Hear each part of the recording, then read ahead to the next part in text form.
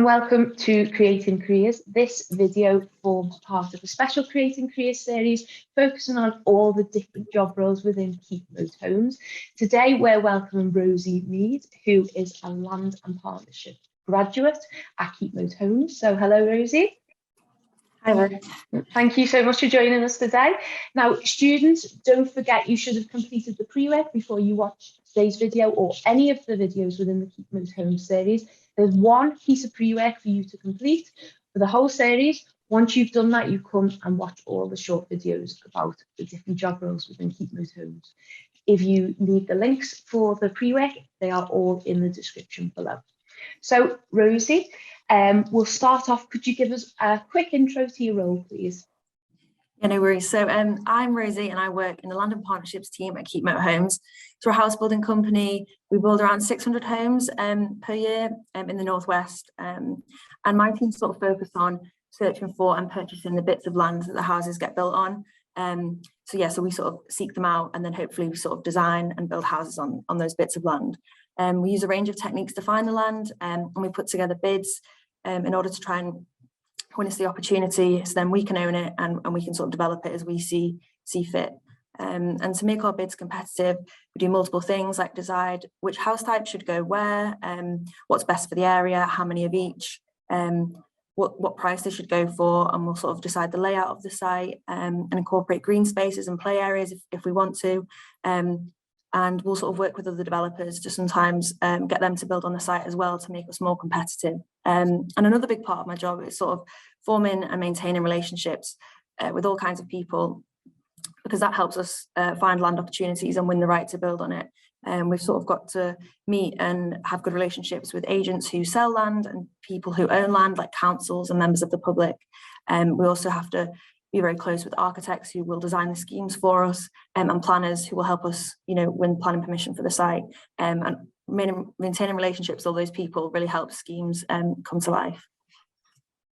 Brilliant, thank you. Thanks for the overview there. So what do you love about your job? What would you say is the main thing that you love about your role? Yeah, so I just love how the work I do within my department could one day lead to sort of real houses being built and real people living in them. Like I like the idea of driving through somewhere one day and thinking, oh, I've played a role in bringing that to life, and hopefully it's a sort of high quality, successful neighbourhood that people love to live in. And I just think it's really exciting to do work and then see the result, like maybe years down the line, and see people enjoying where they live, and then you've made that happen, basically. Quite exciting, that, isn't it? You can physically see in a neighbourhood for years to come, where lots of happy memories from homes will be made, something that you've contributed to in your job. That's really brilliant. So what would you say, on the flip side, what would you say are your biggest challenges in your role? Yeah, there's definitely a few challenges, and perhaps what I personally find most challenging is patience. You have to have a lot of patience because it takes a lot of time to go from like an ex-industrial piece of land or like a field basically into a housing development. It takes time, it takes patience.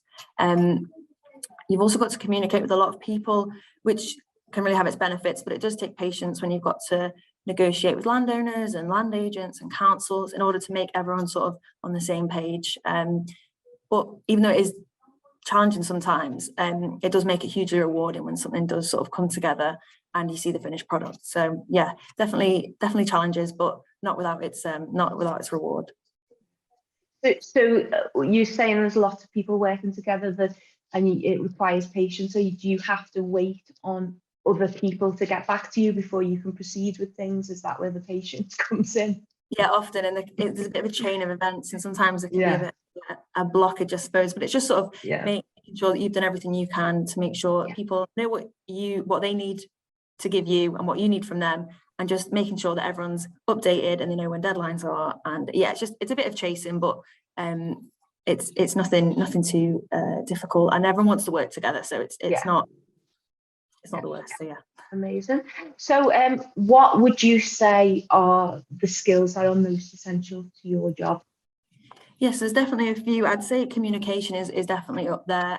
You often have to be a middleman for like landowners and agents, and then sort of with other departments in your within our company, because we sort of act between the two. So you have to sort of like relay information across sometimes, and you have to sort of always behave with like honesty and integrity. It's a really important part. You need people to trust you if you're going to form like long-term relationships, and you want people to keep working with you.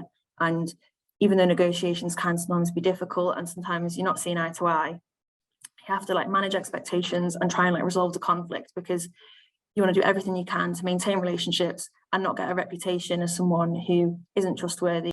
I'd also say in my specific role, organisation is a really big thing as well. I've often got lots of sites going on, everyone's at a different stage and requires different people, and you really need to keep track of everything, keep track of any updates, make sure that any actions that need to be carried out are assigned to the people that they need to do them.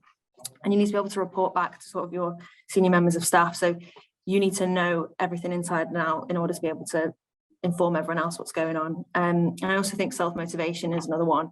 You often have to take your own initiative and ask questions and work things out for yourself, and not sort of wait around for instructions from others, because often there's not really like a textbook of what to do. So you kind of, you gain experience and work out the best path to take and try things out. And yeah, don't be afraid to ask questions, definitely.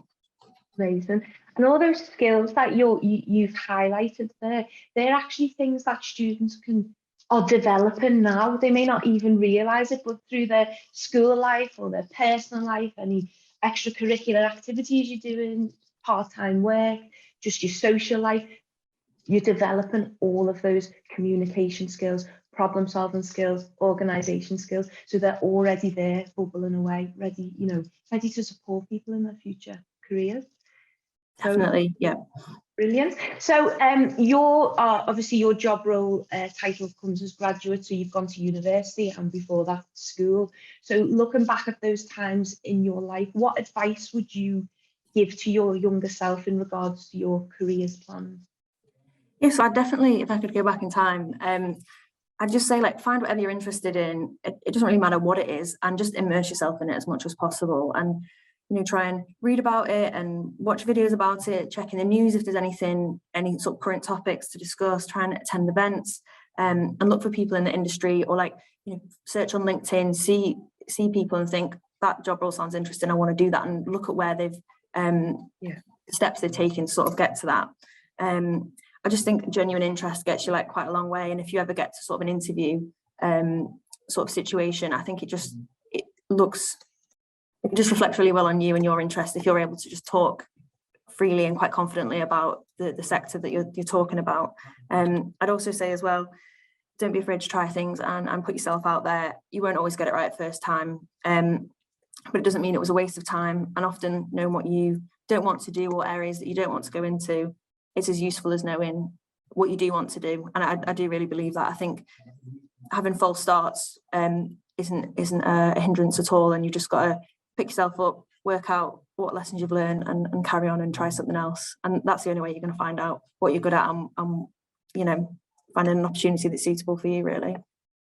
I love that, because when you are careers planning, it can be quite frustrating and you're still thinking, what am I supposed to do?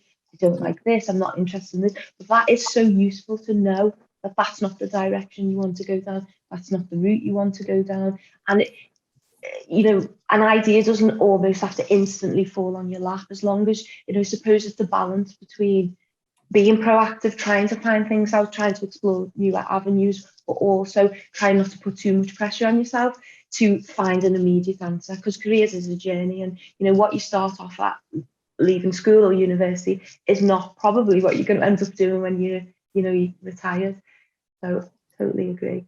Yeah, exactly. I think you just shouldn't be put off by the idea of like trying to chase perfection or the perfect thing. You've just got to try something, try anything, and give it a go. See what you like, see what you don't like. Move on to something else if you need to, and take the lessons with you. But I don't think you should be put off by trying to find the one career that you're going to stick with for the rest of your life, because it's too much pressure and it's not realistic either. So not at all. So just to finish off today's session, taking you back to your time in school. What skills or knowledge did you gain in your time in school that you feel you still use today in your day-to-day working life? Yeah, there's definitely a lot. Like, it surprised me how much I sort of called back on things that I'd learned in school and college and things like that. So I definitely sort of depend a lot on like reading, comprehension and writing. I often have to sort of skim read quite long documents that are really quite dense, a lot of detail in there. And you've got to be able to summarize the important information out of that and be able to feed it on to other people if they ask, oh, so what was that document saying? You need to be able to sort of summarize it and get the point across. I also have to write a lot of emails and correspondence to sort of loads of different people, and it also, like, they all require a different sort of level of formality, and they've always got different purposes, and it's just being able to tailor what you're writing to the audience and the purpose. I think that's really really understated, because if you're able to express yourself and your intentions through sort of writing, it does save a lot of time because there's less miscommunication and less errors happening there. And in my role specifically, I think having a basic grasp of maths is really useful, because we have to work out like how much we can pay for a piece of land, and that depends on how many houses we can put on it and what we can sell them for.